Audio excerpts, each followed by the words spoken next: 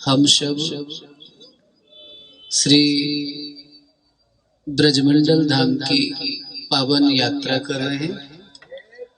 आज ही यात्रा का शुभारंभ हुआ है, श्री गणेश हुआ है।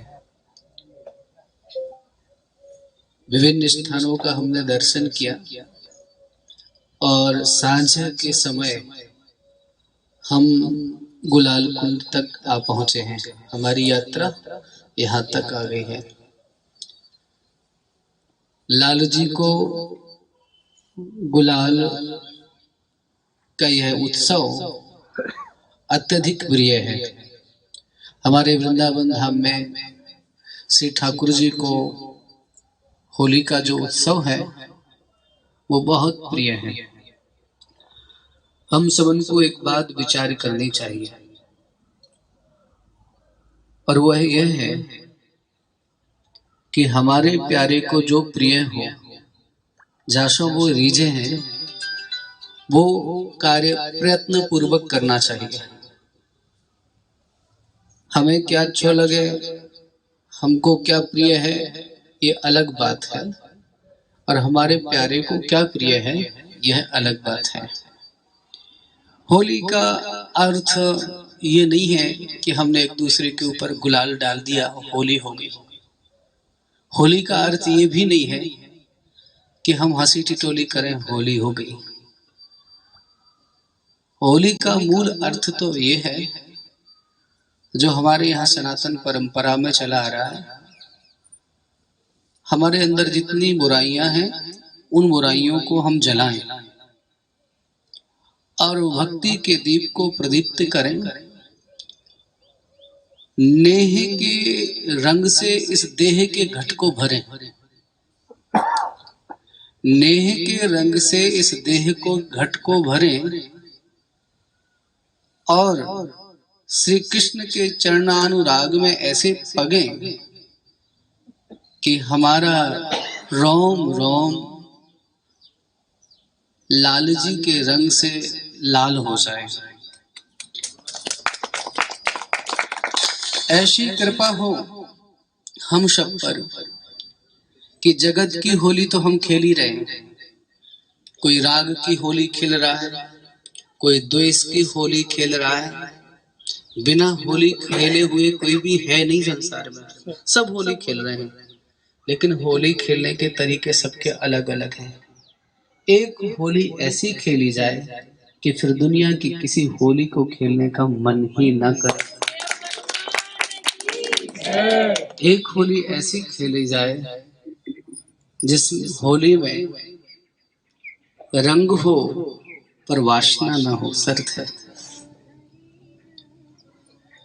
रंग तो हो पर वासना ना हो, मुस्कान तो हो पर पवित्रता हो, भोग तो हो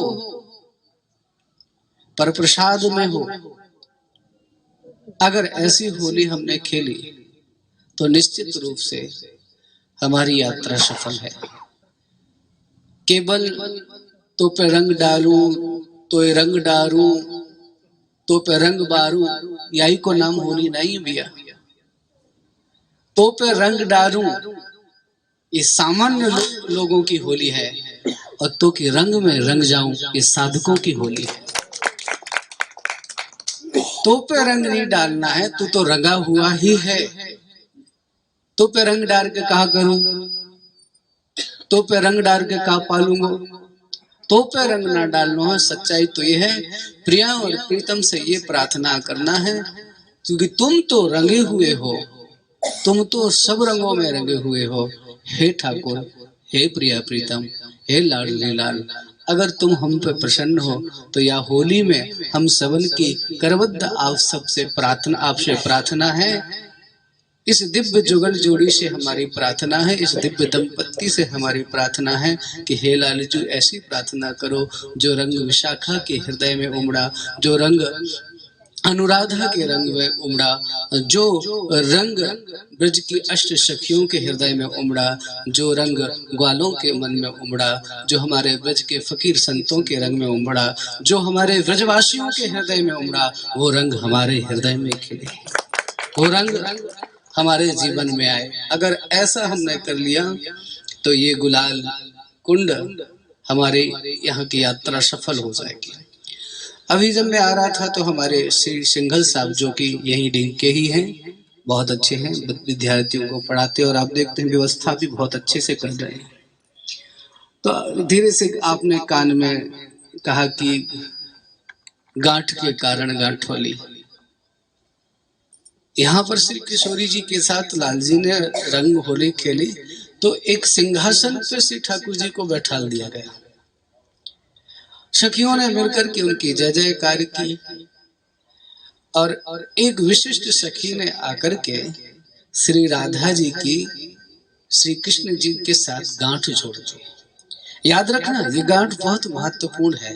हृदय में जुड़े तो चुभती है, संबंधों में जुड़े तो संबंधों को तोड़ देती है, और यही गांठ यदि श्री ठाकुर जी के साथ लग जाए तो भवबंधन को तोड़ देती है, भवबंधन को मिटा देती है। ये गांठ ही जोड़ना है हमें। और हम कहते हैं कि राधा जी की कृष्ण के साथ गांठ जुड़ी, तो गांठ का अर्थ है हमारे संसार की गांठ टूटे, भाव भक्ति की गांठ हमारे श्री ठाकुर जी के साथ जुड़े।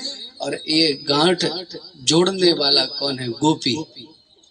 राधा और कृष्ण के प्रेम को जोड़ने वाली भी मध्यस्थ गोपी है। और इसलिए हमारे यहाँ ब्रज में कहते हैं भैया कि यह ब्रज में गोपी जो है वो आचार्य है, आचार्य है। क्या है? आचार्य है।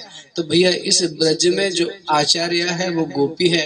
राधा और कृष्ण जो गठजोड़ है वो निश्चित रूप से बनेगा, जुड़ेगा, लेकिन मध्य में आचार्य की आवश्यकता पड़ेगी, गुरु की आवश्यकता पड़ेगी। गुरु नहीं, आचार्य नहीं तो जीवन शुरू नहीं। वृंदावन बिहारी लाल की जय। प्रेम से बोलिए जय श्री राधे।